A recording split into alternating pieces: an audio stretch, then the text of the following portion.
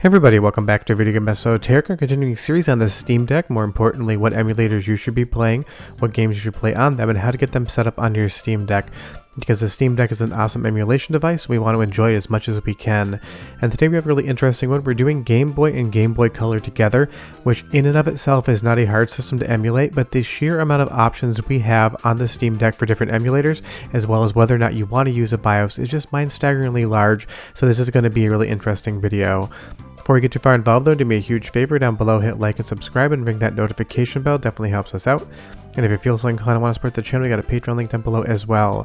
But this is going to be a double feature, Game Boy and Game Boy Color, and we're going to be talking about Gambatte as well as mGBA standalone. Now if we go over to the Emu Deck GitHub page, you're going to see it looks a little bit different than previous examples as far as tutorials are concerned, and that is because they now have this gigantic wiki, which is filled with useful information, but there's one section in general that I think is really good, and that is this cheat sheet right here. It's going to list all the different diverse emulators the Emu Deck offers, and you can scroll down and pick what console you want based upon the manufacturer. You'll see here we have a cheat sheet for Nintendo. We're going to click that, and at the top of every cheat sheet it's going to delineate what you're looking at. The name of the system, the ROM folder name, the emulator, the file format, and whether or not a BIOS is required. Now the interesting thing with Game Boy and Game Boy Color is there's a ton of different ways to emulate it on the system.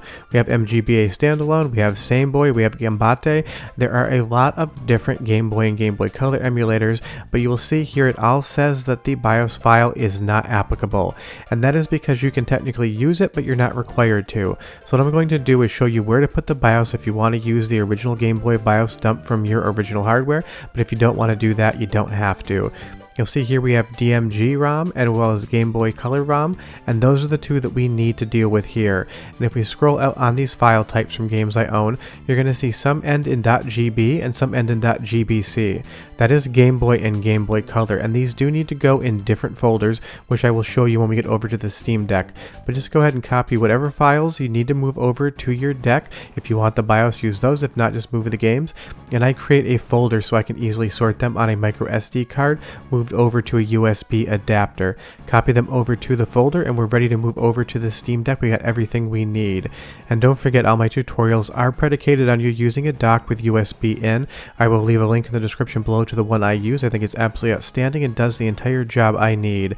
I'm not making any money off that link. This is not sponsored. It's just what I like, so it is down below, and it just makes this entire process so much easier when you need to move files over, but you can download them from the Steam desktop if you'd like.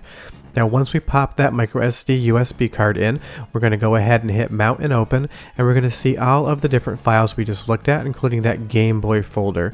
You'll see here we have DMG ROM as well as GBC BIOS, and we're going to go ahead and copy both of those files, and we're going to go back over to wherever our Emu Deck installation is, whether that's on the internal drive or on a micro USB card. We have the folder for BIOS here, so we'll just double click into that, and we'll go ahead and copy those two BIOS files right here. All of the emulators we're using do not require these, but if you want to see the original Game Boy splash screen, something nostalgic like that, it is useful to have them, and you're already moving files, so why not do that at the same time? Now if we go under the ROMs folder, this is what I mean when I said there's different file extensions, .gb and .gbc. There are two folders for these. You can put all the games in either one if you'd want, but then when you go to your library, Game Boy and Game Boy Color games are going to be intermixed. I like keeping them separate as separate headings, so I'll go ahead and put the Game Boy Color games into the Game Boy Color or GBC folder. That way they are sorted as their own system. So we'll just go ahead and copy over what we want here. We'll just go ahead and highlight it and hit copy, and we're going to paste them in. You don't have to do this. You don't need to separate them. It's totally your prerogative, but it is what I think really works good as far as like a clerical situation is concerned. After that, we have the Game Boy Color games in there, and each folder is going to have a text file showing you exactly the file extensions you can use. I prefer .gbc. If we pop over to the GB or Game Boy folder, this is where we'll put all of the ROMs for the original Game Boy. That way when we use Steam ROM Manager in just a moment, there will be separate headings for the two games we want to have under Game Boy, not Game Boy Color. I know a lot of people really love sorting their games by those consoles, so this is the way you need to do it. But if you just want everything under one heading, just throw your Game Boy ROMs in the Game Boy Color folder, and you should be totally fine and good to go. Now moving over back to EmuDeck, if we go into Manage Emulators, these are the two ways I'm going to show you how to play Game Boy and Game Boy Color games. First, I'm going to show you how to use Gambatte via RetroArch, and then I will show you how to use mGBA, the standalone Game Boy Advance emulator that now does support both Game Boy and Game Boy Color systems. It's two ways to do the same thing, but it's totally your prerogative as what you want to do. Launch Steam ROM Manager, go ahead and hit yes, and if you want those mGBA standalone games to show up in their own folders with the parser, you need to scroll down until you get to Nintendo, and you need to toggle on mGBA for both Game Boy and Game Boy Color. If you want Same Boy as well, toggle that, but I'm not going to be showing that to you. Just be aware, as default, these are not going to be toggled on, so we're going to go ahead and toggle them on for mGBA standalone for both Game Boy Color and Game Boy. That way the parser will find those, and they will separate them on your library as different emulators and different ways to play the same games that you have. Go ahead and hit preview, hit parse, and then we can see exactly where these games ended up. If we go to the parser here, you're going to see Game Boy and then Game Boy mGBA. If you click both, suddenly you'll see two versions of the same game, but those are going to be in separate folders on your library when you're in the handheld Steam Deck mode. You can go ahead and pick whatever art you want, play around with it, and you'll see here once we're done, you just hit save to Steam, and that's going to put all the games that we just added into their own libraries ready to play from that handheld mode. From here, just go ahead and close out of Steam ROM Manager. You can close EmuDeck, and you can pop over to return to gaming mode so we can get to our library. Now you'll see we have Game Boy and Game Boy mGBA, and then Game Boy Color and Game Boy Color mGBA. The same games, but now once you select them, it'll pick the different emulator, either Gambatte via RetroArch or mGBA standalone. That's why we separated those games out into the folders and turned the toggles on. And here we go, we're watching Kirby here, and I know what you're thinking, this is a Game Boy game, not a Game Boy Color game, but don't forget, some games could have colorization mode added in. Let's move over to Super Mario. That's a game that everyone remembers being as a black and white game, and that's the first thing I'm going to show you, because people are going to be wondering, why is it in color? And that's because by default, Gambatte puts color on top of Game Boy games that can accept it. If you want to play in grayscale, and that's totally an option, I prefer it actually, we can switch those options up.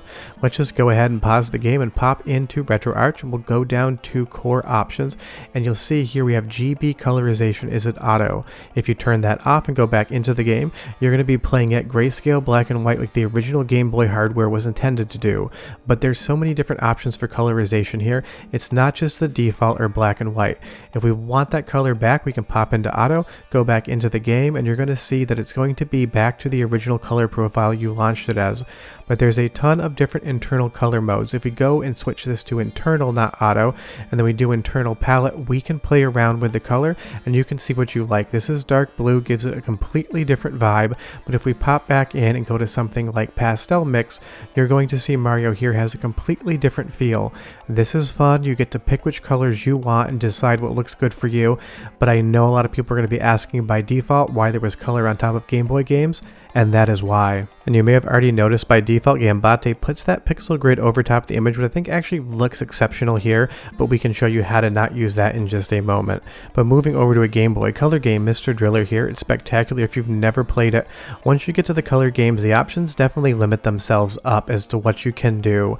And honestly, Gambatte, 99% of the settings by default are totally fine, but you'll see here color correction, Game Boy Color only. This is going to try to match the color to the original hardware best it can. You can say Game Boy Color only, auto, or always off. As far as color correction mode is concerned, I just leave it as accurate, and all of the other settings here for the different visual looks, I just leave them exactly as is. I think it does the best job of making sure that Game Boy Color games look exactly as they were intended to. So honestly, when you get to the settings for Gambatte, I would just leave basically everything as is outside of the colorization options we've already talked about. There's a ton of different things you can do here, like some front light positioning, but I think it looks best just if you leave everything as is. But if you want to play around, you can 100% do that, do stuff like turbo buttons and everything like that. But honestly, 99% of the settings by default just exactly work for what we need, and that is because EmuDeck's so good at setting everything up as far as all the different emulators are concerned. But if we take a look at The Legend of Zelda here is that pixel grid on top of the introductory sequence. It looks really good, it gives the screen a really nice look, but if you're not a fan of that, this is what I recommend you do. You launch the same game, except you launch it in mGBA standalone. You see you're getting a completely completely different vibe here, no pixelization whatsoever, and a completely different color scape as well. And that's the great thing about Game Boy Color on the Steam Deck. There's so many different ways to play the ROMs, and I like Gambatte and mGBA, because you'll see here if I launch another game, we'll pop right back into Zelda. You're going to see that it has a certain look, no pixel grid on top, and a certain set of colors. And now if I just transition over to Gambatte, you're going to see it's got a completely different vibe going on for it. There's so many different ways to play these games, so many different emulators to use them, but Gambatte and mGBA are my options for the video. If you want to see something about Same Boy, leave me a comment down below and I will try to do a video on it in the future. But honestly, Game Boy and Game Boy Color look spectacular on the Steam Deck screen. It's such a nice quality modern monitor that it really just pops. It's so much better looking than even the handheld Game Boy and Game Boy Colors that have had screen mods, in my opinion. But I'm sure I'll see a couple comments about that down below. But that's how you get everything set up as far as Game Boy and Game Boy Color on the Steam Deck is concerned. If you run into any issues whatsoever, leave me a comment down below and tell me about them. And if there's an emulator I haven't covered yet as a setup guide, tell me down below. I want to know what you guys want to see, and I'll definitely make it in the future.